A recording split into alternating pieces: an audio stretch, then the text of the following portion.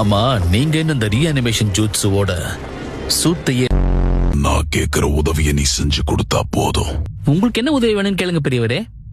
உங்களுக்கு பாத்ரூம் போக நான் உதவணுமா? இந்த உலகத்துல எதுவுமே உன் திட்டப்படி போகாது. சரிதான். இந்தா தாத்துறாரு.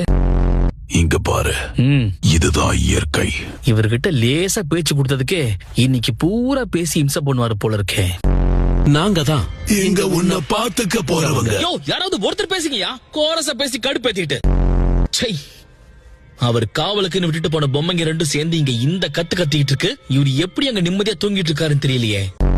நீ தூக்கத்துல ரின்னு உளறிக்கிட்டே இருந்தியே, உனக்கு அடிபடுறதுக்கு முன்னாடி துணி துவைக்கிற பவுடர் வித்துட்டு இருந்தியா என்ன?